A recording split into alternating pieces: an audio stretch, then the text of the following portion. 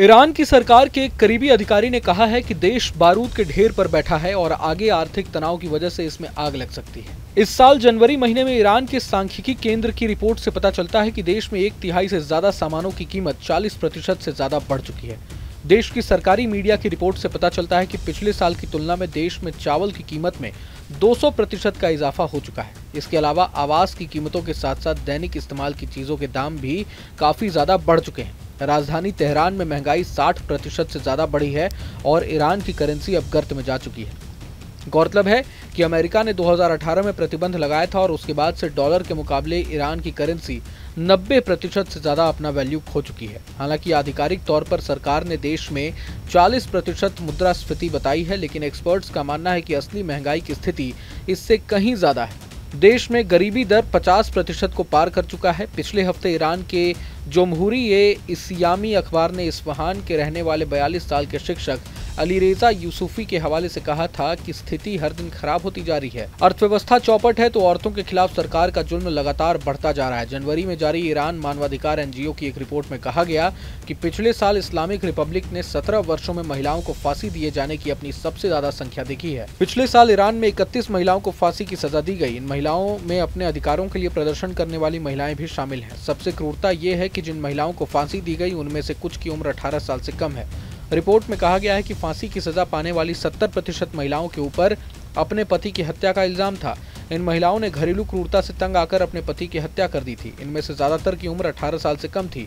मानवाधिकार की रिपोर्ट के मुताबिक पिछले साल एक ऐसी महिला को फांसी दी गई जिसका नाम लीला घामी था। उसे अपने पति का गला घोटने के लिए दोषी पाया गया था। उसके ऊपर इल्जाम ये था कि एक दिन जब वो काम से घर लौटी तो घर में देखा कि उसके पति अपने दोस्त के साथ बेटी से बलात्कार कर रहे हैं।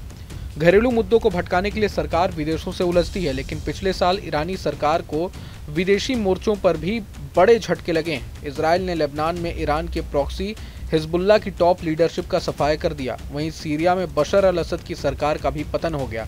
26 अक्टूबर को इजराइल के हमले में ईरान के 20 से ज्यादा सैन्य ठिकाने नष्ट हो गए थे। ईरान ने यह भी कबूल किया कि इजरायली हमले में देश का एयर डिफेंस सिस्टम तबाह हो चुका है। वहीं अमेरिका ने इजराइल को ईरान के न्यूक्लियर केंद्रों पर हमला करने की इजाजत दे दी है। लिहाजा अब ईरान में सवाल पूछे जा रहे हैं कि क्या सीरिया में जिस तरह से असद की सरकार का पतन हुआ, क्या ईरान में इस्लामिक सरकार का पतन संभव है? ईरान की क्रूर और तानाशाही इस्लामिक सरकार ने रिवॉल्यूशनरी गार्ड के जरिए देश पर शासन किया है। उसने बार बार गरीबी खत्म करने की बात कहकर झूठ बोला है, जबकि देश में महंगाई, बेरोजगारी प्रचंड स्तर पर है और सार्वजनिक सेवाओं का ढोल फूट गया है। ईरान के लोगों ने गाजा में हमास, लेबनान में हिजबुल्लाह और यमन में हूतियों की बर्बादी देखी है। उनमें ईरान की बर्बादी का डर बस गया है। तेहरान की विदेश नीति बिखर चुकी है और आतंकी संगठनों से करीबी रिश्ते ने देश की प्रतिष्ठा को तार-तार कर दिया है।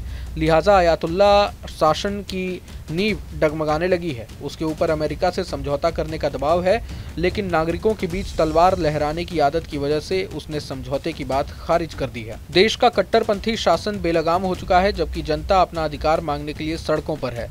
डोनाल्ड ट्रंप ईरान के खिलाफ प्रतिबंधों का दायरा बढ़ाने वाले हैं। उनकी कोशिश ईरानी तेल की चीन में होने वाली बिक्री को रोकना है। अगर चीन ईरान से कच्चा तेल खरीदना बंद करता है तो यकीन मानिए ईरान 2 दिनों में घुटने पर आ जाएगा।